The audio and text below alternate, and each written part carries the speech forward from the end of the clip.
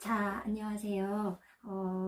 제가 한 6개월 전에 강의를 찍어서 올린 적이 있었는데, 이론 강의는 아니고, 간호조무사 국가고시를 보기 위해서 필요한 뭐 준비사항들, 이런 걸 한번 업로드를 한 적이 있었는데, 그때는 야심차게, 여러분들한테 많은 걸 알려드리면 좋겠구나. 굳이 학원에 가지 않아도 이렇게 유튜브로 이렇게 만나볼 수 있겠구나 했는데, 생각보다 쉽지 않더라고요. 아무도 없는 상태에서 뭔가 얘기하고 편집하고 이런 게 쉽지 않고 어떤 이득이 나는 것도 아니고, 그래서 쉽게 이게 잘 안 되더라고요. 의욕은 막 넘쳤으나.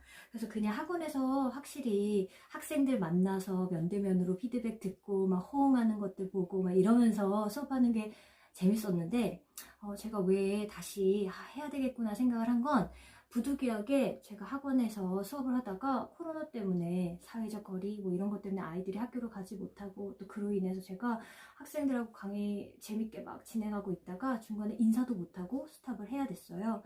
학생들 생각하니까 너무 죄송하더라고요. 다음 주에 당뇨에 대해서 제가 신나게 얘기해 드릴게요 막 이러고서 인사도 못하고 와서, 학생들이 혹시나 이 동영상을 좀 보고 도움을 받으면 어떨까. 물론 수업은 학원에서 반드시 들어야 이수 시간이 채워져야지만 시험을 볼 수 있기 때문에 학원은 반드시 가야 되겠지만, 만약 본인이 출석을 못한 날에 중요한 파트를 놓쳤다거나 그러면 그 파트를 찾아 들을 수 있는 이런 정보가 사실은 되게 부족하더라고요. 뭐 의사나 간호사 이런 파트는 많은데, 간호조무사는 사실 내가 부족할 때 찾아 들을 수 있는 정보가 생각보다 없더라고요. 저는 그래서 좀 고민해 보다가 좀 쉽게 파트별로 제가 할 수 있을, 알려드릴 수 있을 정보들은 다 알려드리고요. 그리고 실제로 정보만 알려드리는 거는 그닥 중요하지 않을 것 같아요. 여러분들이 가장 목표인 국가고시에 실제로 나왔던 문제들은 어떤 유형인지, 그것들을 풀려면 뭘 이해해야 되는지, 그게 가장 중요할 것 같아서 보통은 문제풀이는 가장 마지막에 나오는데, 수업 이론 진행하고 문제풀이 말고, 문제집은 사실 출판사에서 비슷한 유형을 출간한 거기 때문에 실제 국가고시에 나왔던 그런 유사한 문제들을 가지고, 모의고사 문제집을 가지고 제가 수업 진행하고 그에 맞는 문제들을 풀어드리면서 다시 한번 리뷰해보는 게 어떨지. 그러면 이렇게 그냥 이론으로 들었을 때는 그냥 다 알 것 같았는데, 실제로 문제를 풀어보니까 이게 생각보다 어렵구나, 혹은 이런 식으로 풀면 되겠구나, 이런 식으로 풀어야 되니까 이렇게 공부하면 되겠구나, 한번 들어보시는 게 좋을 것 같아요. 제가 최근에 저는 이제 간호학을 전공했는데, 간호와 관련된 또 다른 자격증을 제가 따기 원해서 최근에 공부한 게 있는데, 제가 공부하는 게 너무 양이 방대한데, 이걸 보고 뭐 한 달 뒤면 다른 게 또 양이 이만큼 늘어나 버리니까 이 많은 양을 외우기가 너무 어려운 거예요. 그래서 어떻게 하면 이거를 시험 날짜는 다가오고 이걸 어떻게 공부해야 되지 하는데, 그 많은 양을 듣는 가장 좋은 방법은 인강을 계속 듣는 거예요. 설거지 하면서 인강 틀어놓고, 뭐 어디 이동할 때, 뭐 지하철 타고 갈 때 인강 틀어놓고 계속 듣다 보면, 한 번 듣는 것보다 두 번 듣는 게 낫고요. 물론 두 번보다 세 번이 낫겠죠. 그러니까 계속 반복해서 듣는 게 가장 도움이 많이 될 것 같아요. 여러분들이 정규 수업 끝나고 보통 어디 가죠? 실습 가죠? 매달 열심히 일하고 막 실습에 막 온 힘을 쏟고 딱 다시 나와서 이제 문제풀이반, 국가고시 대비반에 딱 들어가는 순간, 기억나나요? 하나도 기억 안 날걸요? 학생들이 제일 많이 하는 반응이, 선생님 이거 우리가 배웠어요? 선생님 이거 안 배웠어요? 막 되게 당당하게 얘기하세요. 다 책 찾아보세요 하면 다 우리가 배운 게 맞네요 막 이런 반응을 하시는데, 다 까먹어요. 당연한 거예요. 저도 그래요. 자, 그러니까 실습 갔다 나오시거나 그 후에 문제풀이반을 할 때는 여러분들이 공부할 시간이 따로 없기 때문에 왔다 갔다 이동하는 시간, 그 다음에 집에서 뭔가 여가 시간 뭐 이럴 때 인강 틀어놓고 조깅하시면서 듣고 뭐 이렇게 하는 것밖에 방법이 없을 것 같아요. 근데 저는 그 방법이 되게 맞아 떨어졌거든요. 그러니까 여러분들도 어떨지 한번 도움을 드릴 수 있으면 제가 아는 선에서는 자세하게 설명을 해드리겠습니다. 자, 이번에 파트는요, 내분비 파트예요.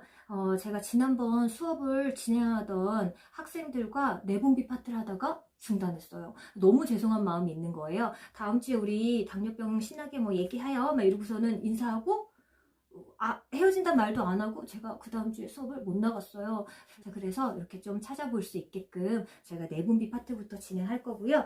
자, 내분비는 한마디로 호르몬이라고 생각하시면 됩니다. 내분비 어렵게 생각하실 필요 없고요. 내분비는 여러분들이 병원 가셨을 때 내과에는 소화기내과, 그 다음에 뭐 호흡기내과, 내분비내과 이런 것들이 여러 과가 있을 거예요. 자, 그런데 내분비 내과는요, 아까 제가 말한 그대로 호르몬이라고 머리에 탁 박으시면 돼요. 즉 호르몬이라는 건 내 몸에 항상성을 유지해 주는 게 바로 호르몬이 하는 기능이에요. 예를 들면 몸에서는 성장 호르몬이라는 게 나와요. 자, 이 성장 호르몬이 많이 나오면 성장이 많이 될 거고요. 성장 호르몬이 안 나오면 성장이 안 될 거예요. 즉 이 호르몬이 적정선으로 나와야 적절한 성장을 유지하겠죠. 자, 이 항상성을 바로 우리가 호르몬, 내분비라고 얘기합니다. 또 한 가지 아주 중요한 일례로는 당뇨병도 그렇죠. 예를 들면 췌장이라는 기관에서 나오는 인슐린과 글루카곤 두 가지 호르몬이 있는데요. 인슐린은 당이 내 몸에서 막 올라가면 당아 너무 올라갔어 내려와 하면서 눌러주는 거예요.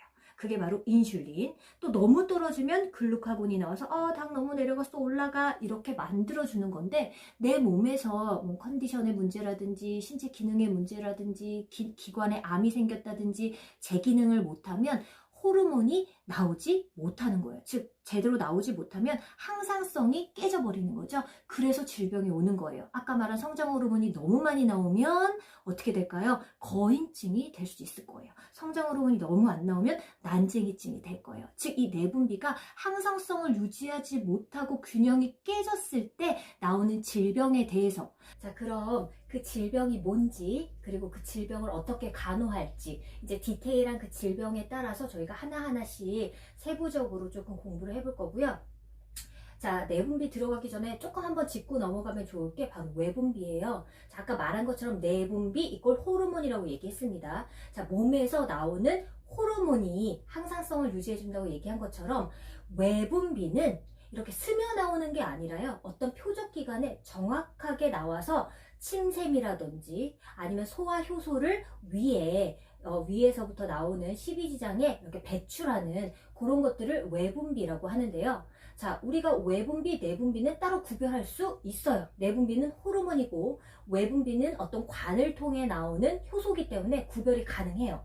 자, 그런데 실제 국가고시에 나왔던 문제 중에 하나, 외분비와 내분비 기능을 동시에 하는 기관이 있다. 이건 무엇일까요? 이런 식으로 국가고시가 나왔거든요. 그러니까 이따 실제로 국가고시에 나왔던 문제를 한번 여러분들한테 보여드릴 건데, 자 그러면 외분비와 내분비 기능 두 가지를 동시에 하는 애는 무엇일지 여러분 한번 알려드리고 갈게요. 자, 일단 외분비는 아까 말한 것처럼 관을 통해 효소가 나간다고 얘기했는데요. 예를 들면 침샘, 그렇죠? 요로 효소가 나오는 게 바로 외분비예요. 자, 그거 말고도 췌장이라는 기관이 있습니다. 자, 췌장은 제가 한번 그림을 띄워 볼 건데요. 췌장은 위 바로 밑에 있는 너블너블 길다란 지렁이 같이 생긴, 자, 얘가 바로 췌장입니다. 얘는 외분비 기능을 해요. 자, 이 췌장에서 타나단트지리라는, 제가 타나단트지리로 외우라고 하는데요. 자, 얘는 풀어주면 뭐냐면 탄수화물에서 나오는 탄수화물을 분해하는 아밀라제, 그 다음에 단백질을 분해하는 트립신, 지방을 분해하는 리파제. 그래서 앞글자만 따서 타나단트지리. 왜냐면 국가고시에서 탄수화물이 뭐 리파제냐, 단백질이 아밀라제냐 이렇게 막 섞어서 문제를 내는데 막 헷갈려요. 자, 그럴 때는 혼란스럽게 막 어떻게 해야 되지 하지 마시고요. 옆에 공간 많으니까 타나단트지리 해서 연결해서 찾아서 꼼꼼하게 연결해서 쓰라고 그렇게 외우라고 하는데요. 자, 즉 이런 아밀라제, 트립신, 리파제라는 이 3대 영양소를 분해하는 효소가 바로 췌장에서 나옵니다. 자, 이게 바로 위를 통해서 음식물이 내려오면서 십이지장으로 지나갈 때 이 효소를 쏘아줘요. 자, 이 효소를 쏘아주는 이걸 바로 외분비라고 하는 거예요. 췌장 아주 중요하죠.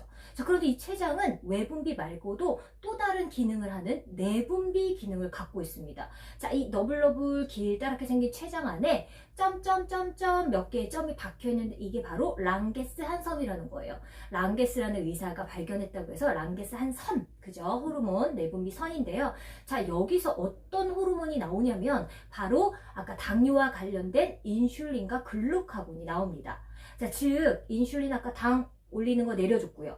또 당이 내려가면 글루카곤이 올려줬죠. 이 두 가지 호르몬이 어디서 나오냐면 바로 이 췌장에서 나온다. 즉 외분비인 소화효소, 관을 통해서 직접 쏴주는 외분비. 자, 그 다음에 그 랑게스 한섬이라는 췌장에 박혀있는 내분비선에서 혈액으로 흡수돼서 스며드는 내분비. 호르몬 두 개가 나오는 이 내분비선의 기능을 동시에 하고 있는 애가 바로 누구다? 췌장이다. 그래서 내분비와 외분비 두 가지 기능을 동시에 하는 기관은 바로 췌장. 이 정도는 조금 알고 가셔야 되겠죠. 자, 이제 내분비에 조금 집중적으로 들어가서 내분비에 이런 어떤 내분비들이 있는지, 이 내분비가 망가졌을 때 어떤 문제가 생기는지에 대해서 좀 디테일하게 들어갈 건데, 자, 그때 내분비에 대해서 어떤 내분비가 있는지 한번 보고 들어갈게요. 자, 얘는 한 개가 아니에요. 온몸에 한 개 내분비가 나오는 게 아니라, 자, 내분비는 이렇게 많은 우리 몸에 이런 내분비 기관이 있습니다. 자, 여기서 다 호르몬이 나오는데요. 자, 제가 그 그림을 띄워드릴 건데, 첫 번째 그림은 바로 뭐예요? 박농콩만한 저 내하수체 안에서도 전엽과 후엽으로 나눠서 전엽에서 무슨 호르몬이 나오는지, 후엽에서 무슨 호르몬이 나오는지를 알고 계셔야 돼요. 그 호르몬은 또 어떤 기능을 하는지도 알고 계셔야 되겠죠. 자, 일단은 내하수체 전엽에서 하는 기능 조금 보고 가실 거고요. 후엽에서 하는 기능 이런 것들 조금 보고 가실 거예요. 자, 그 다음에 또 목에 뭐 있나요? 바로 나비 모양의 갑상선이 있습니다. 자, 이 갑상선 안에서 티록신이라는 갑상선 호르몬이 나올 거예요. 자, 이 갑상선 호르몬은 어떤 기능을 할 건지, 뭐 대사 기능을 할 건데, 얘는 조금 더 디테일하게 갑상선 시간에 다시 들어갈 거고요. 자, 갑상선만 있는 게 아니라 갑상선 호르몬, 갑상선 안에는 각 부갑상선이라고 4개의 부갑상선이 박혀 있어요.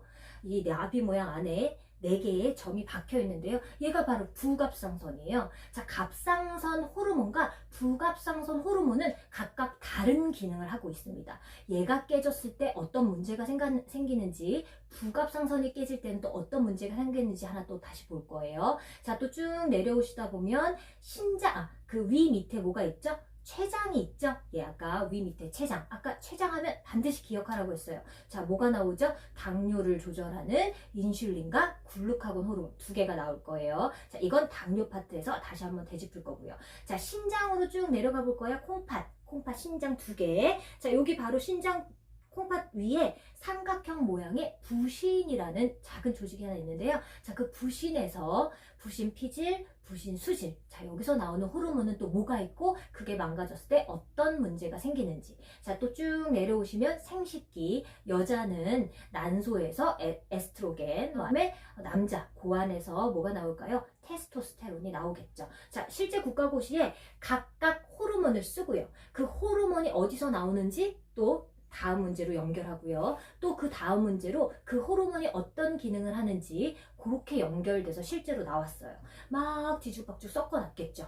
그렇기 때문에 표적 기관에 어디서 나오는지, 그 호르몬이 어디서 나오는지, 그건 어떤 기능을 하는지까지 여러분이 알고 가셔야 된다는 거죠. 자, 다음 시간에는 제가 오늘은 이렇게 호르몬을 이렇게 간략하게 알려드렸고요. 이제 다음 시간에서부터는 뇌하수체 전엽 후엽에서 나오는 호르몬이 뭐가 있고, 그 호르몬이 문제가 생기면 어떤 질병이 나타나는지 한번 다시 보겠습니다.